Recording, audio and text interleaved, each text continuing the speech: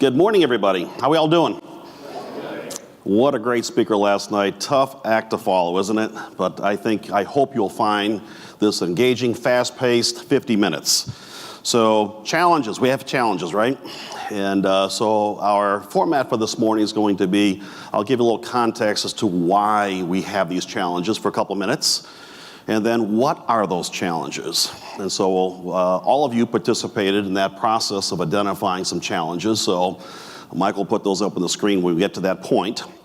And then we're going to see if we missed any of those challenges, and I'd like you to add to those. And then we're going to spend most of our time talking about how we all together can share experiences and deal with those challenges. So first, the why. Why do we have these types of challenges? Well, a lot of it's based upon demographics.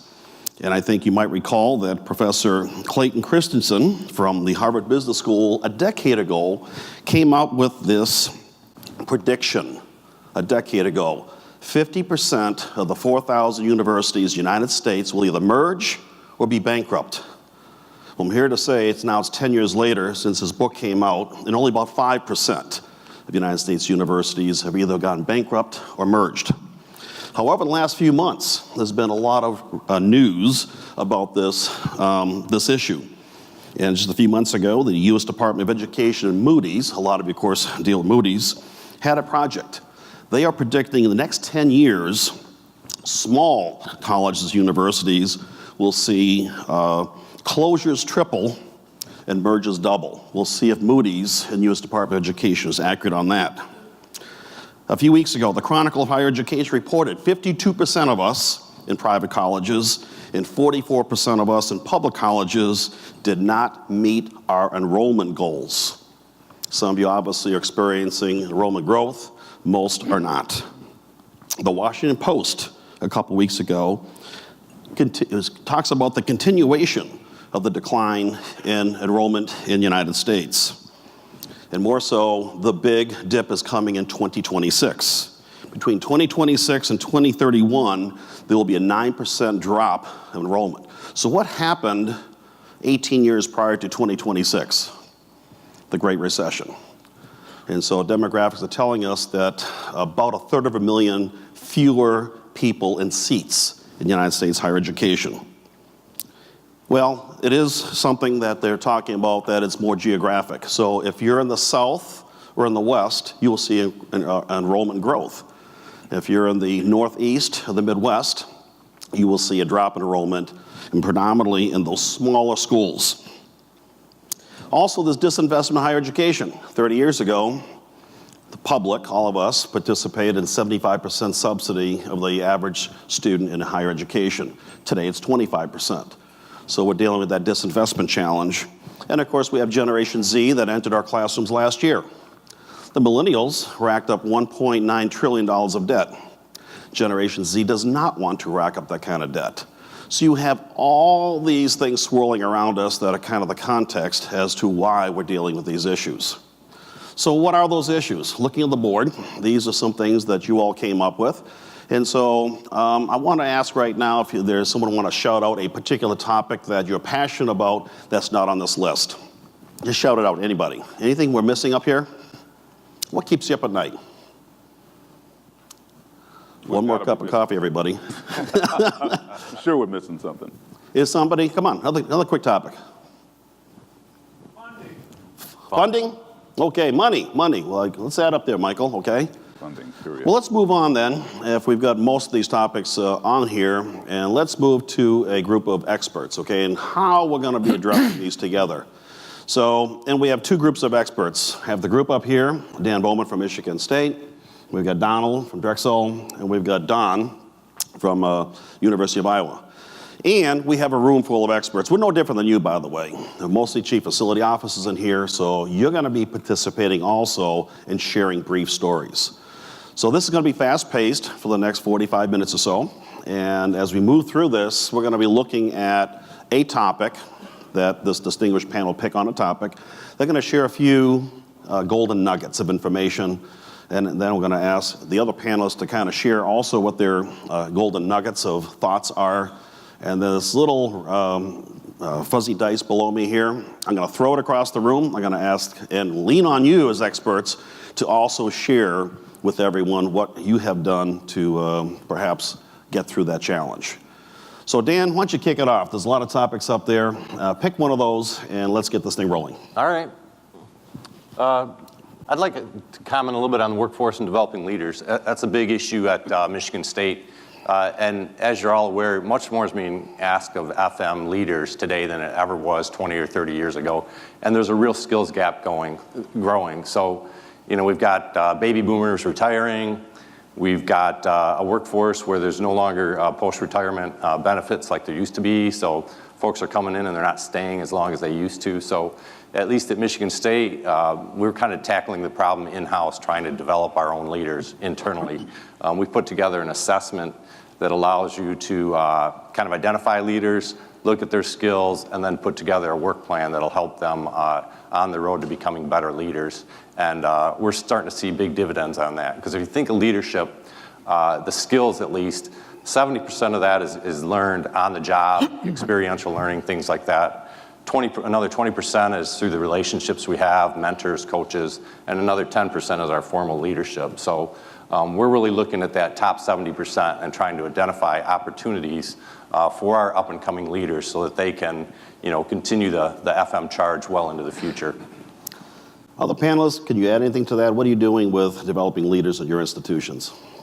You know, I would just add to Dan's comments is that we're seeing in the literature and the trends that more and more the soft skills is what's being highly valued, especially in our positions as senior leaders.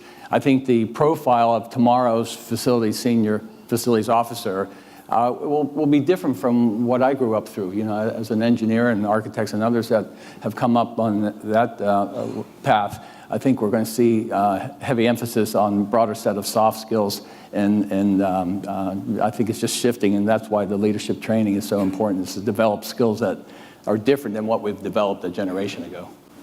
Anything else to add, Donald? I would tend to agree with that. The president from High Point last night spoke to the importance of us as really business leaders, and so the acumen that people have to step to the plate with has got to be more aligned with business, aligned with the broader view and perspective of the institution in order to, dare I say, take our rightful place within each of them. So looking in the room, I think there's a lot of great tops, white tops in here, so I suspect you're dealing with this transition leadership. So, okay, your turn. Somebody share with the group, what is your experiences you're having with leadership? Oh, I'm gonna pick on somebody. Come on. Pass this over to him, would you please? Yeah. Whoa, nice relay.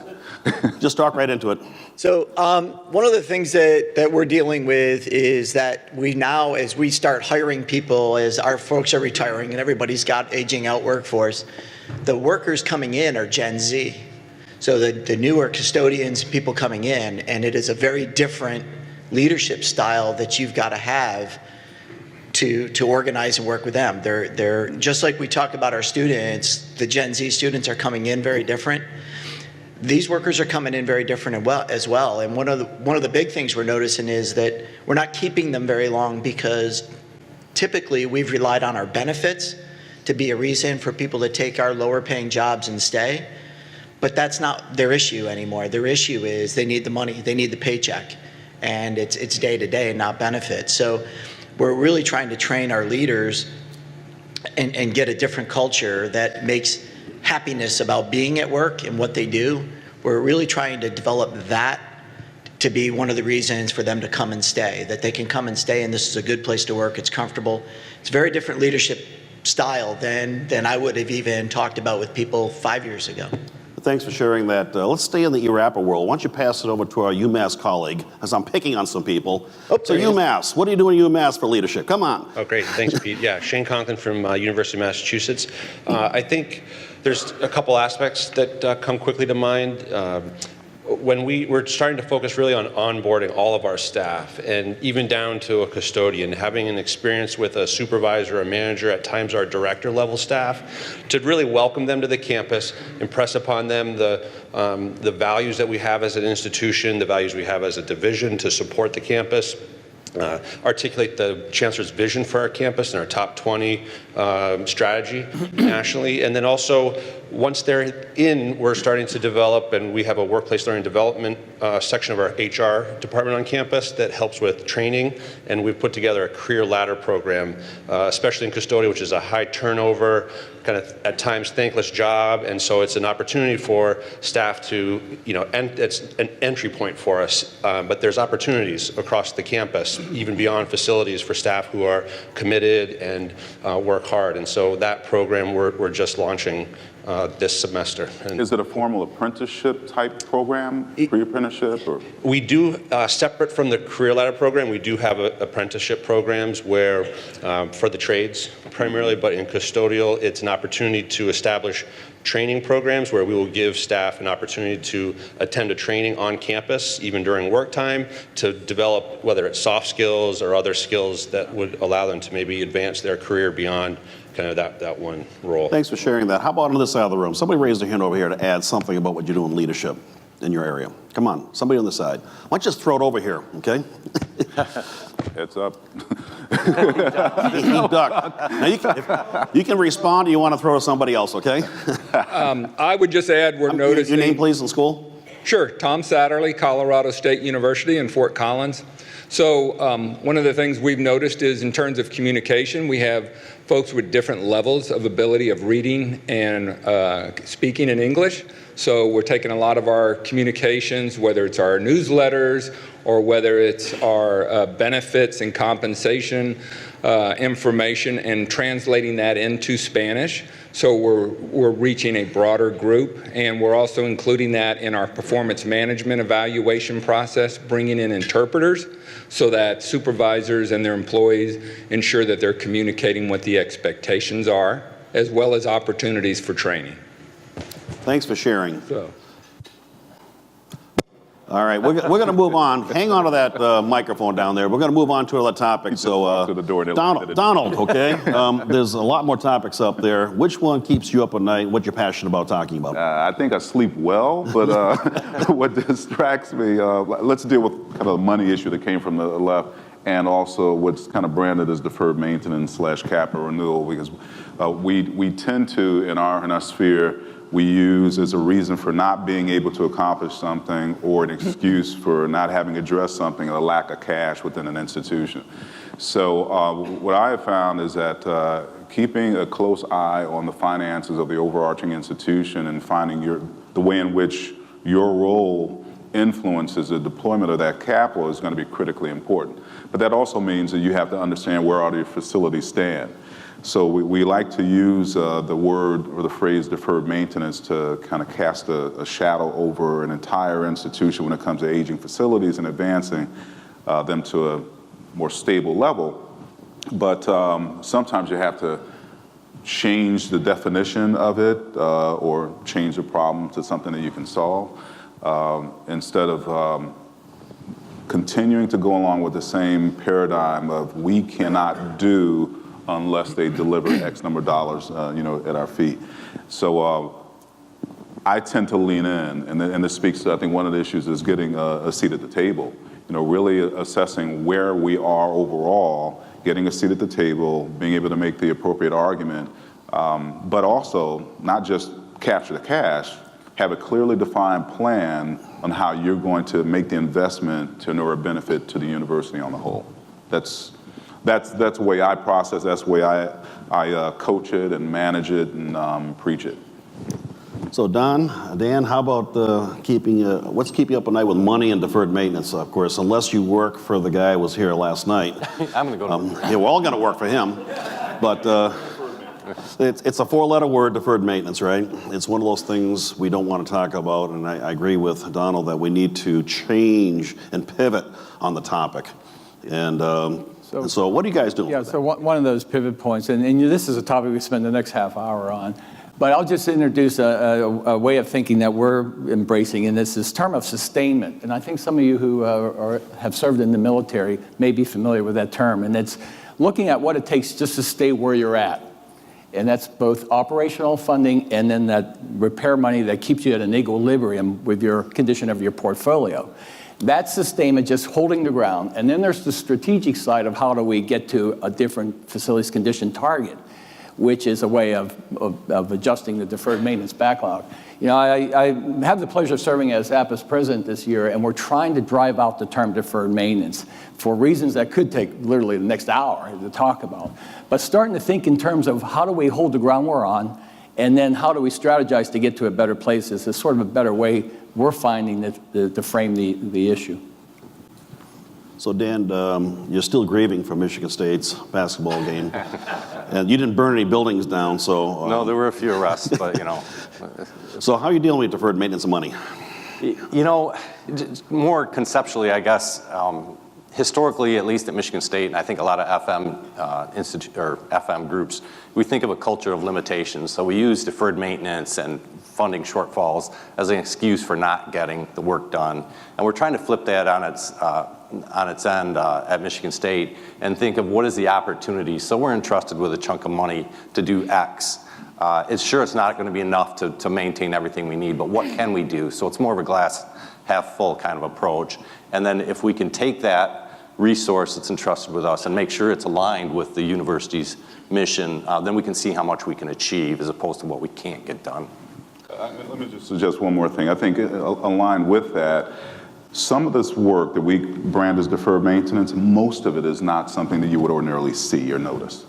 So carve out some dollars, aim them towards some of those things that others outside of our operation can benefit from, that they can see, they can touch and feel, they can be proud of.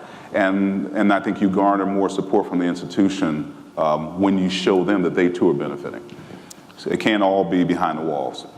So if you didn't work for the president who was here last night, and maybe your state legislature once every 20, 25 years comes up with some money for facilities, the rest of us obviously in this swamp. So since the speaker is out there, the microphone's out there, and I'm sure there's something, a golden nugget that somebody in this room wants to share. So anyone in that corner wants to grab that microphone and share your words of wisdom about how you're dealing with this money challenge?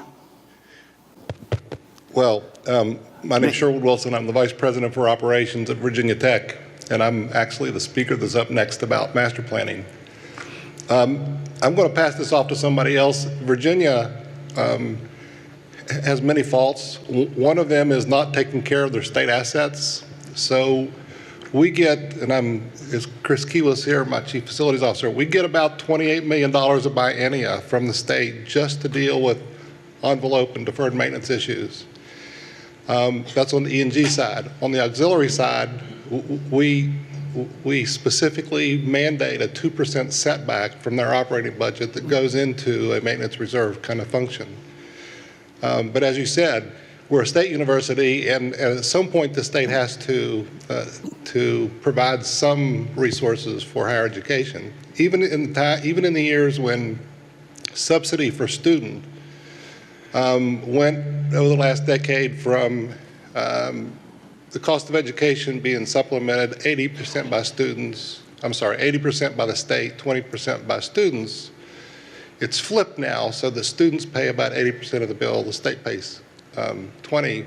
Even during that period of time, though, the Commonwealth provided what we call deferred maintenance dollars to take care of the envelopes and the infrastructure of the buildings. Thanks for sharing that. Would Virginia please yield a microphone to our colleague from Arizona? That's Arizona State, by the way. The Arizona State, right? Yeah, so, there's lots of things you could say about how to spend the money, the precious dollars that you do have. And actually, we're talking tomorrow on a panel about prioritizing deferred maintenance and life cycle cost management. But the other way to look at money is how do you get other people's money? And that's really, the sweet spot is using other people's money. And so there's P3s out there for res halls and things like that. But one thing that I thought was pretty innovative that Arizona State did was there's these vehicles called Energy Savings Performance Contracts, ESPCs. And typically they target utility savings and that, you'll use the capital from the utility savings to fund the work. But we just recently did our third version of an ESPC, and this time we wrote into the RFP that you have got to identify a certain amount of deferred maintenance. So it's not the easy utility savings, like we're going to change out light bulbs or we're going to do some of that low-hanging fruit. You have to actually target, mechanical systems or MEP type systems to get your savings. And so in the end, you're using the money from the utility savings. So there's no money actually coming from the university per se that you weren't going to spend on utilities, but you're getting more than just that low-hanging fruit utility stuff. You're getting the actual replacement of air handler units or things of that nature. Thanks for sharing that. Of course, utility unit pricing continues to skyrocket, especially electricity across the country. Good opportunities. Let's move on. So, Don, pick a topic up there, would you please? As Donald previewed, the seat at the table, we'll talk a little bit about that. I think having that facility seat at the table really begins with being viewed as being relevant, being viewed as the asset we are. I think the speaker last night spoke eloquently about that. And maybe most importantly, being viewed as a contributor. And so I'd be interested to hear from everyone some things that you're doing to get that seat at the table. But I'll share a few things with us. First of all, the responsibility of communicating our value rests with us. And we tend to want to do our work quietly and for the good of the institution. But if we don't demonstrate the why the work we do is important, no one else will. And again, President Cobain talked about that last night, the why of what we do. And I had an opportunity to explain to incoming board members what we do. Instead, we communicated why we do it, why it's important. So what we do is we maintain buildings, we clean, we power, we build, and so on and so forth. But the why we do it goes a little bit deeper. And in that conversation, there were 6 of them that came out, that fleshed out of this, and I actually wrote an article a few years ago about this. But asset life extension is a why we do the things we do with building renewal. It's a producing asset that we're extending the life out because we maintain it well, we have a good maintenance crew, and we reinvest when we should. And so every week I send a briefing, and have done this for 25 plus years of my career, every week of about 8 to 10 items that we have done, and we talk about what it was, and then we add the sentence, why. And it's just something to keep in mind. When we have the crews out, spent the weekend repairing the steam line, blah, blah, blah, blah, blah. And then the why is that, this is to make sure that we maintain the support of the critical research. And by the way, we're advancing this up to number 2 on our list of priorities because this is the 7th failure we've had in 2 years. I mean, things like that. You can use the what as an opportunity to communicate the why. The other thing is to bring solutions and not problems to the table. Our leadership don't want to hear about our deferred maintenance needs. They want our ideas about how we can tackle the issue and bring in solutions. In fact, a year and a half ago, I offered up a budget cut, a voluntary budget operational cut for my organization as bringing a solution to the table because I knew we were on a trend line where we were going to get there anyhow. So I volunteered it. But I bought a lot of control. I got one-time funding to retool the organization, to invest in technology, to update equipment and all that. But it was a no-brainer. They said if we were able to use the reserves to do this, we promise to have our budget at this point in year 3 if you leave us alone. No unexpected cuts. We need certainty to chase this target. And then the last thing I would offer is to be curious. And when you're at that table, when you have that opportunity, talk about things outside of facilities. Ask about the enterprise. When you hear these things about what's going on in student services and the academic side and all that, demonstrate that you're a team player, have a broad perspective of the institution. You understand how all the things connect together, and just be curious. Ask those questions. Thanks, Don. There's so many tables to sit at, okay? Whether it's academic affairs, student affairs. Academic affairs has multiple stratification of tables, whether it's the Provost Council, whether it's the Dean's Council, or even with trustees. I think that's the message here is that you've got to find out a way to get at one of those tables to have the conversations and earn that trust. So any other thoughts, Donald and Dan, about earning a seat at the table? I just mentioned the curious piece because we often sell ourselves short, but as in our facilities business, we often have a greater perspective of what's going on at the university globally than many of our academic partners. And we don't often share that, but we have an awful lot to offer at the table as long as we're curious and we're willing to ask questions. The point you brought up, I'm looking at you about the performance program, right? So that's a way of kind of broadening your horizons a bit, experimenting with options that'll benefit the institution. So you're proposing a business approach to the university that can advance a capital investment or many capital investments. You know, as you get more into the so-called P3s, you know, you're looking at concessionaires programs where you got older buildings that are out there, you could monetize those assets and you could have a cash windfall come in and you can deploy the capital somewhere else. But to be able to have those conversations means that you've got to stretch your brains a bit more beyond just the simple operation and maintenance of everything we do. We call our deferred maintenance ongoing maintenance. So we've tried that on for a couple of years, and it's primarily because the Board of Trustees were tired of hearing the excuse of deferred maintenance. So let's shift gears out here. Who here has a golden nugget to share with your colleagues around you about this opportunity of how you got to a seat on the table, and what was the outcome of that? I guess Arizona, would you please move back to Virginia? Uh-oh. And we're going to get some more perspective with others too, okay?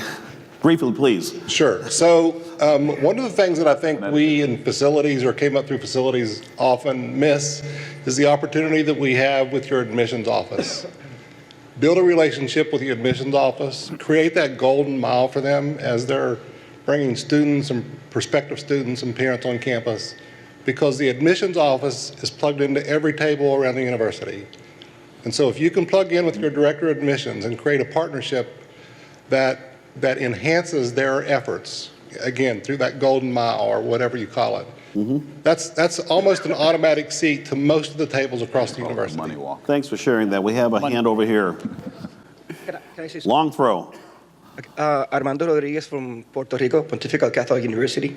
So it's just a couple small things. First, when I go to board meetings, I show them pictures. Not only figures, but pictures. So there's a lot of people there, they're not directly involved in the university, you know, through years. So there's people coming from all over the country, all over different professions.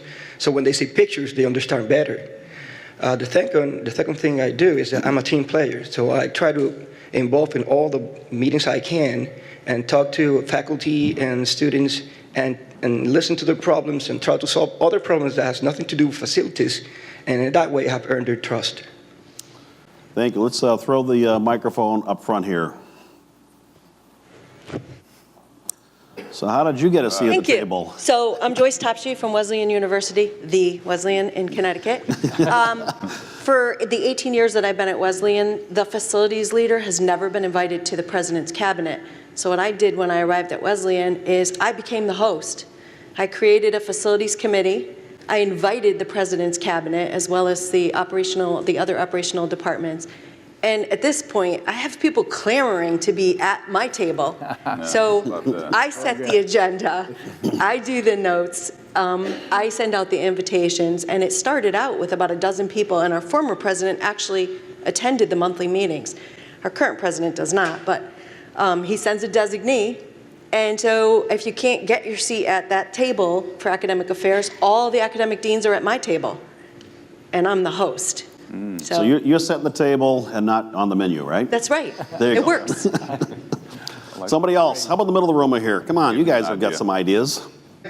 You know, for me, it starts with building a relationship with the provost or the vice president for academic affairs, because when you start talking about the loss of instruction time, that gets their attention.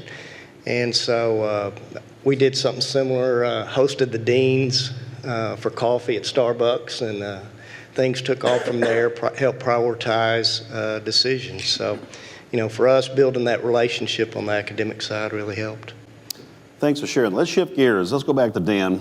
A lot of topics up there, and we're going to move this a little quicker here, Dan. So pick a topic and share your perspective on it. Yeah, so I think the conversation we just had really segues into partnerships on campus, and it's another way to build those relationships, partly to create that seat at the table, but we're really always looking at the university as a living laboratory. We have so many assets that that the academic and the research side of the institution can take advantage of. So whether it's engineering is creating a unique mixed design for their asphalt. Well, we'll take that design and put it in our roads and see how it works.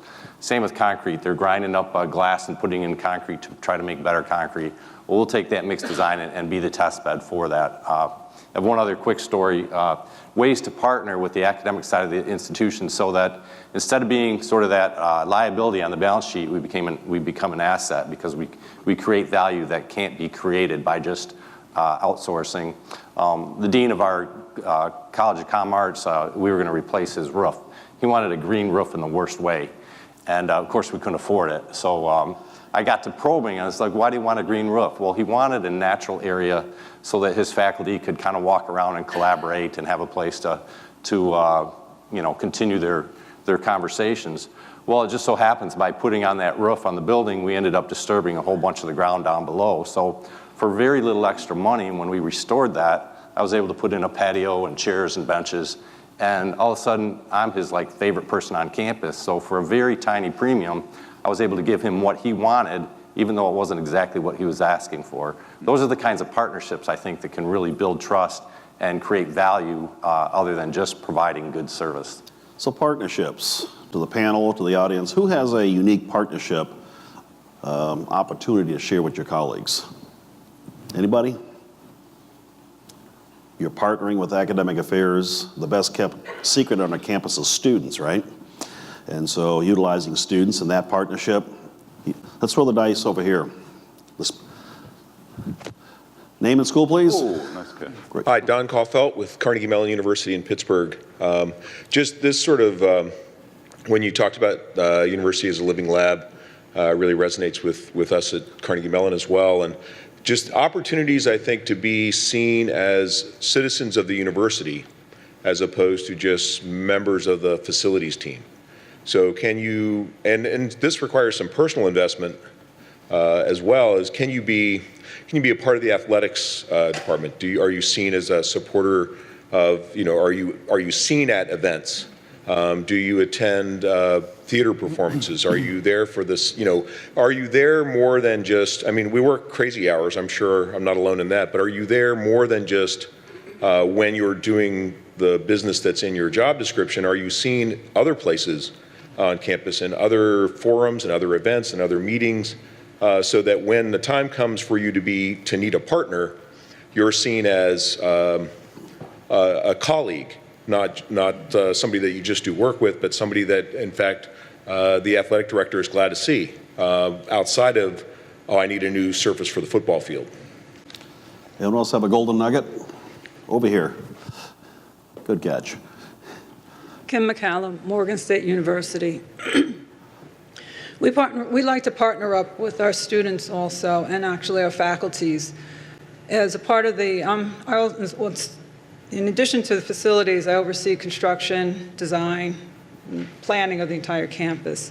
So we actually got our students and the faculty involved in those processes to the point where we make our construction sites laboratories for the students and the professors to come and tour during certain times, and have taught also introduction to construction classes and invited the students to participate with that too, and creating different ways, and then actually make our construction managers and our architects hire our students as interns and then go on to get better jobs. So we really try to make it beneficial for the students and the faculty, and I'm partnering up with the faculty right now to help us with our stormwater management requirements for the campus.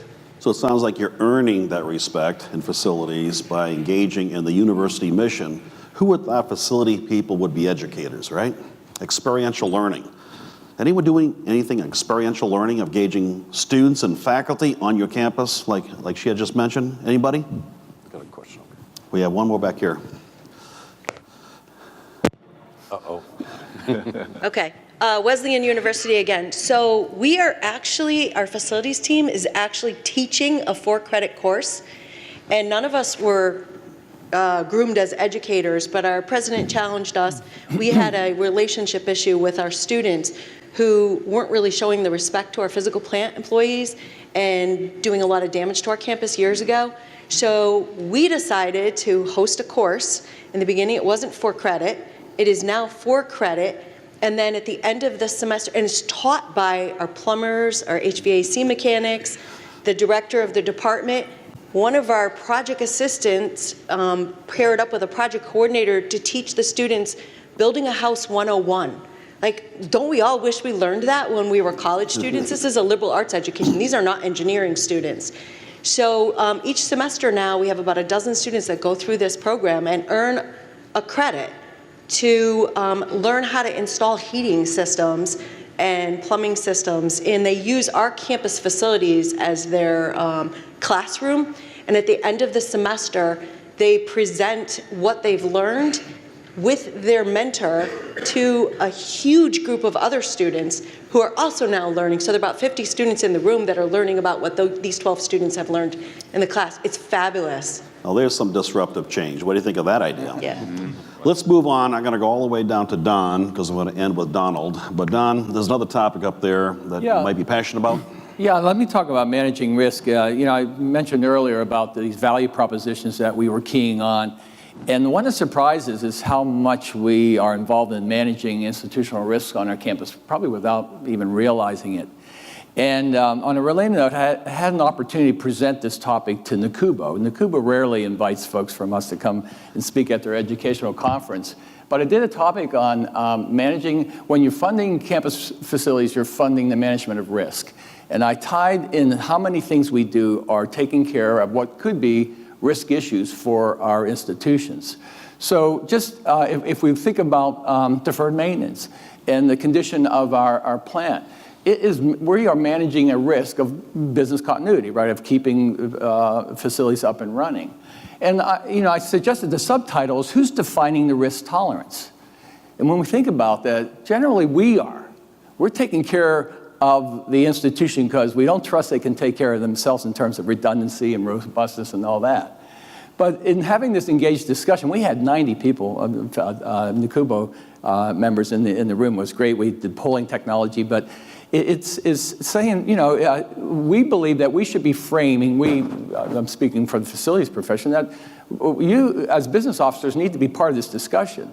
When it comes to deferred maintenance, what's your tolerance for the building being down a day, a week, a month? Or the redundancy of the utility system, or whatever we want to talk about. If you tell us your risk tolerance, we'll give you the solution.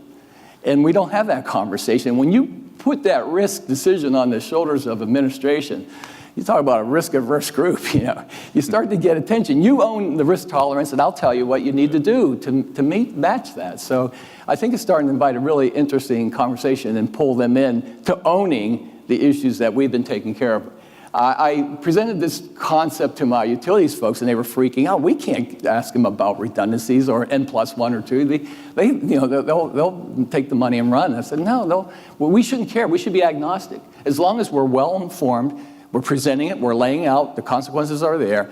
If our institution decides they don't need any redundancy in the utility system, who are we to say, well, that's the wrong decision? Ours is just to frame that issue for them.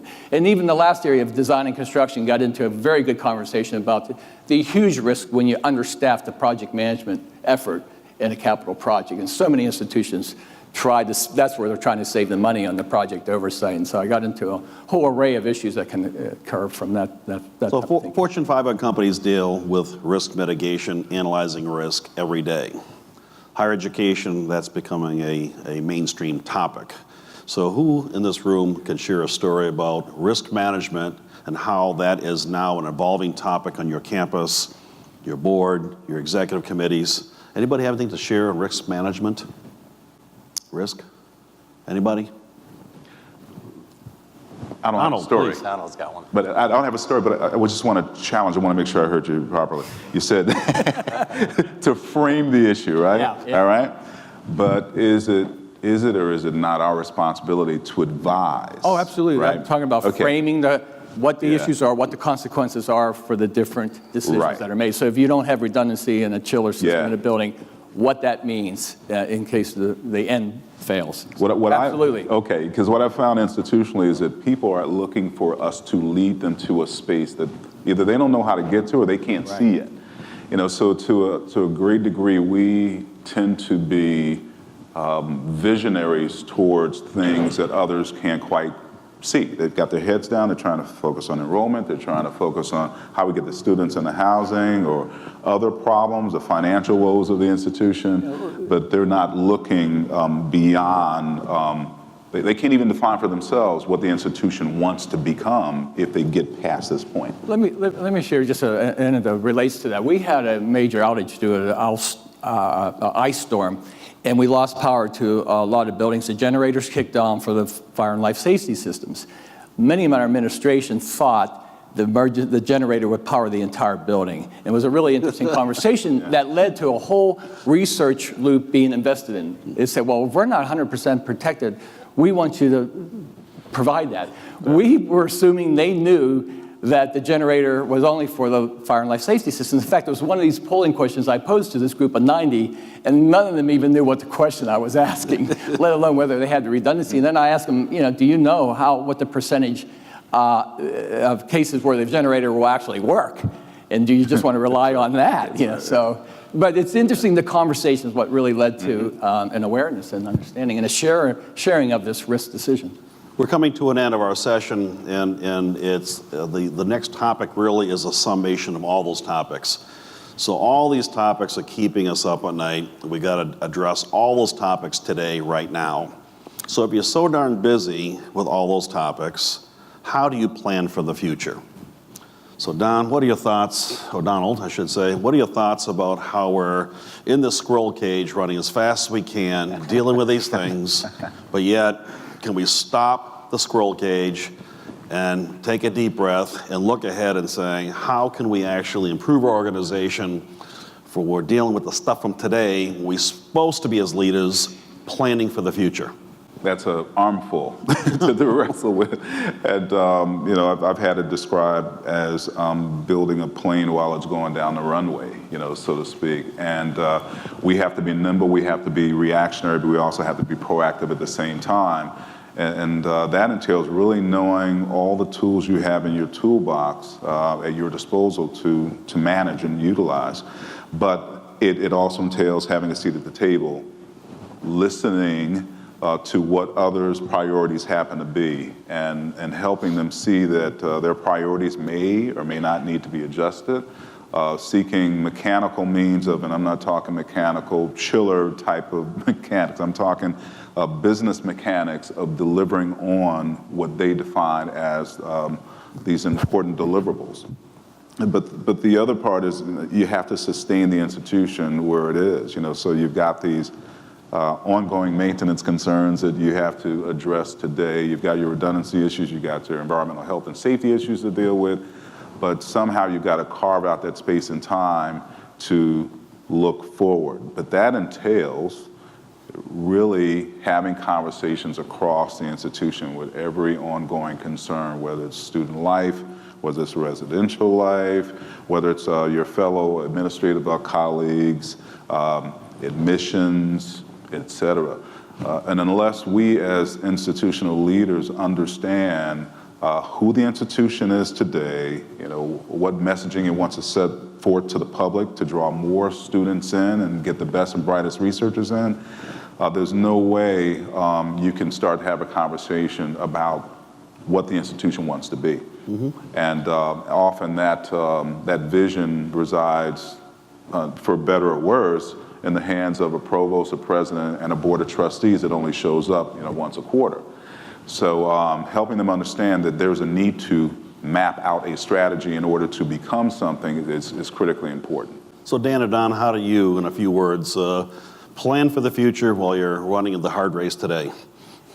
Well, for me, part of it, and I got advice from a mentor who's been around the business, is deciding what you're not going to do as a leader. It's to free up the time to do the strategic work that you're doing. And part of that is developing the talent under you to do the things that you're not going to do so they can do, so that you can do the visionary strategic effort. Any words of wisdom? Well, we actually, more tactically, we meet quarterly now to talk about strategy, and a lot of that strategy is out into the future, and it involves some scenario planning. What is changing technology going to do to our workforce? What is climate change going to do to our emergency response? How's the changing face of higher ed going to affect facilities? And we try to think through some of those scenarios. None of them are going to be correct, but it gets you in that thought process to be thinking about the fact that your university is going to be very different in 5 and 10 years than it is now, and then how are you going to address that? And how about the rest of the experts? Any words of wisdom to share with your colleagues as we wrap things up? How do you plan for the future while you're running the hard race every day? Anyone have any thoughts? Who's got the speaker? Who's got the microphone? Throw it in the middle of the room. Come on, somebody. Let's see. Thank you very much. Name and school? Jay Murphy, United States Naval Academy. So we've developed a installation development plan. All the Navy installations done it, but we did it for the Naval Academy, where we're looking at 20, 30 years from now, where do we need to be? We talked to the physical education department, athletic department, academics, even the Navy mission, and tried to, we hired an A&E, we had consulting with all the customers, developed the plan, and it's a living document because as we finish projects or we got maintenance that happens, a roof goes down, we adjust the plan. And kind of what we've talked about a lot that I'm seeing underlying here is really setting expectations and communication. I mean, I meet with the Admiral of the Naval Academy on a monthly basis, and we go over what we're doing, where we're going, what the plan is for next year. I meet with the academic staff, the athletic department on a quarterly basis, going over here's where your project's ranked out.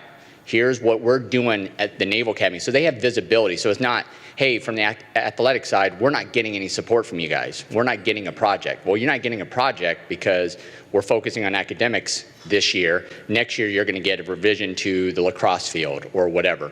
And so it gives them that visibility so they understand that there's competing interests, but we're trying to get to the priorities of what the academy is about and not just their own particular department. Good stuff. So I hope this was a good tickler about those kinds of things that keep you up at night, and perhaps you jotted down some ideas. You'll take some of those home, try some, talk about it with your staff. I think this is something that's important as facility leaders, is to share, learn, and experiment. So I want to thank you for the opportunity to participate in this group, and I hope this was something meaningful for all of you. And actually, we're going to continue this a little bit. So while Michael, of course, has open bars for us, so at sometime later this afternoon, we're going to have the first 10 or 15 minutes of the open bar session. Since some of you are still not awake, and you need to have some lubricant to get your gears turning.